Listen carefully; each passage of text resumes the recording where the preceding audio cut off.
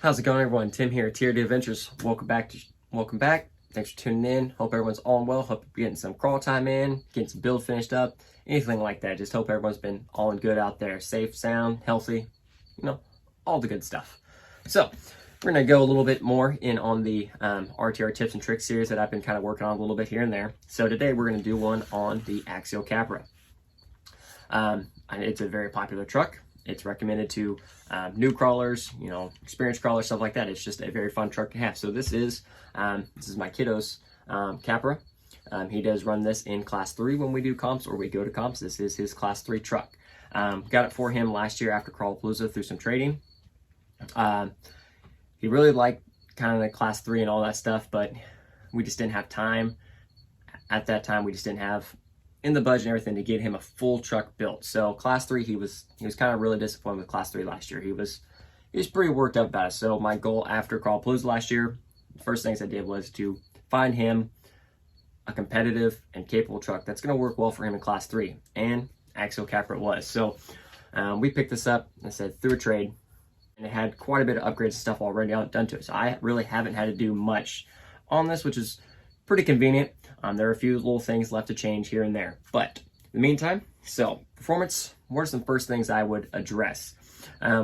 Wheels, tires are generally always an easy first to address. Tires, any performing tire over the RTR tires is an upgrade. KLR-M's is the tire of choice on this Capra. The way he trails his truck and stuff like that, they work best for him, and he drives the best with these tires. So these are his normal go-to tire or comp, stuff like that. If we go to a comp and it does require tutus, we do swap these off and throw on my class 3 tires on there. I generally don't have a whole lot of extra sets of tutus, so that's what goes on here for his. Next up that we tackled here was electronics. Now, you don't have to tackle stock electronics. It's just something that I do and was already worked on here. So we have Hobbywing 1080 ESC, good old faithful budget-friendly ESC. And inside we have a Holmes Expert 30T crawler motor. So super smooth, plenty of power. So works for him. I don't want to go too over the top because he does like that full throttle. So, nice to tune, and I've kind of tuned a little bit of it down in a nice sweet spot for him. Dig servo is probably one thing that you will address at some point in time with the Capra. Now, the biggest problem, this does have a Spectrum dig servo. Now, one of the biggest problems with that in getting the Spectrum to last some time are the endpoints. That is the biggest thing I've seen as a failure to the stock servos, even with the stock remote. Not having that full ability on endpoints and stuff like that to adjust them. So it's one of those times where an upgraded radio is going to come in huge in getting some more out of your RTRs with all your adjustments. So good servo.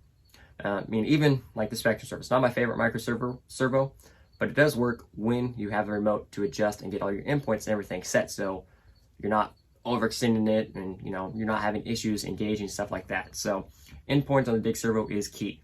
The thing I would pick for is shocks, the right height. The Capra just sets too high in my opinion. It has, I think they're 105 millimeter shocks. So they're a tall shock. And it does set kind of tall, and the Capra is kind of awkward. And it can be awkwardly top heavy with the portals and the tall shocks. So first thing I've addressed is some shocks. 90 millimeter shocks, or run some shocks and droop to get that right height, get that cage down, because the cage does have some weight to it. So get that drop down is immediate change in performance. So on here we have the Proline Pro Scaler 90 millimeter shocks. Set good. We got the springs. I run a dual spring here in the front, a single spring here in the rear. Got everything going good. So another thing they make for the Capra, it's hit and miss when I can find them. I cannot remember who actually makes them, but they do make shock keys for the Capra, and they're little tiny guys, but they are exactly similar to the shock keys you would use on another truck. More adjustments, changing that right height, getting those shock angles, stuff like that. The ones I found are generally not expensive. They're generally in that $20 to $25 range, but I cannot remember who actually makes them. I just randomly see them every once in a while. I'm like, I need to order those, and I forget, and I never order them. So it's worked to this point. So good there. Next up, performance-wise, one of the things with the Capra, this was Axial's first go at portals, and they're a great portal axle-ish. Performance-wise and overall, the axle's great. It does have some weak points. the plastic housing right here can be very weak towards the knuckles. If you get in a bind and you force it through the bind or wherever you're stuck, more than likely you will snap that axle in half. I at one point had extra plastic housings. I think I still have a couple on hand, especially front axle. The rear axle generally holds up really, really well. The front axle, right about that knuckle, it does snap. So I would recommend they're $10. Have an extra front axle housing with you and a knuckle. Just have them on standby because more than likely it is going to happen. I still do prefer and like plastic axles because they roll and glide over the rock instead of metal where it hits and grinds. Sliding versus grinding. I do still prefer the plastic axle, but they do have really good upgrades out there. Trail has a good Capra axle. Vanquish obviously has a good Capra axle. Supershafty has a just super bomb diggity Capra axle, and they have that same, you know, diamond design. So it does, even though it being metal, that diamond design there is going to help go over the rocks, stuff like that. But it's just one of those things. You know, some people have never broke one, and that's really awesome and probably really lucky. I know most people I know have had a Capra broken at least one front axle housing. It just happens. It is what it is. Still a great axle, and I'm still going to run them in plastic because I like the plastic axle housing. So beef tubes would be really sweet. Beef tubes would help out a ton. So one thing Capra that helps out greatly, you know, I'm not one to fully brass out a rig, but a little bit of weight in the front of a Capra goes a super, super long way. So here we have some beef tubes, our portal covers, and we also have the beef tubes brass servo mount here in the front. So just a little bit of weight down low in the front makes a world of a difference. It's just enough of that weight to keep that front end down. Weight helps get that front end up over, and then with the portals and the clearance under here, it will pull the truck up. But just that little bit of weight helps keep those front tires planted down just that much more. So in addition, also staying here at the front axle, another performance upgrade are some overdrive gears. Now there are several options for overdrive gears. Team Garage Hack is my preferred favorite.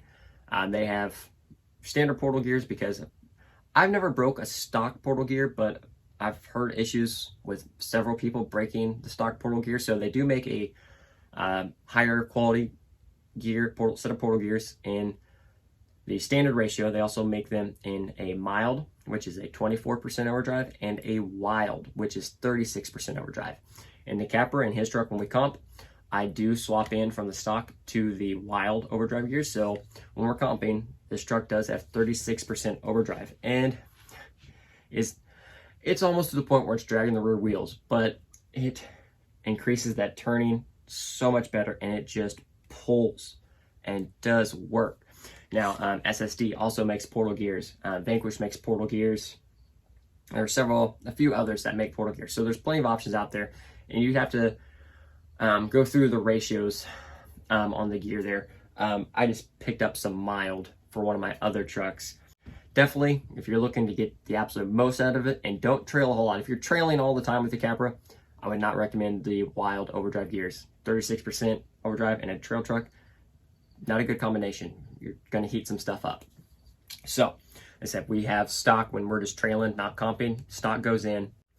The wild gears only go on when we're practicing for a comp or at a comp.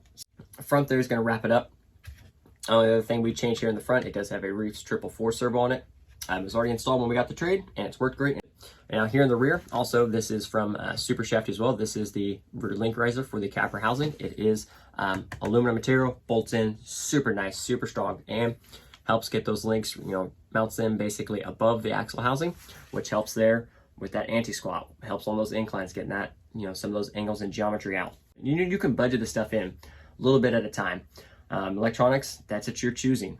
This one just had a lot of stuff done to it when we got it, and I haven't had to do much, so it's helped me on my pocketbook. So super happy with that. Everything else is basically visual. I just found a bumper one day scrolling around. It's nothing fancy.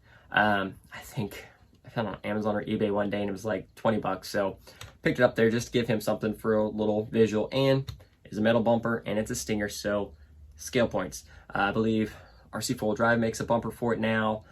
Several other people I know make better, high quality bumpers for the Capra, and I am eventually going to change it out for them. I just haven't gotten around to it.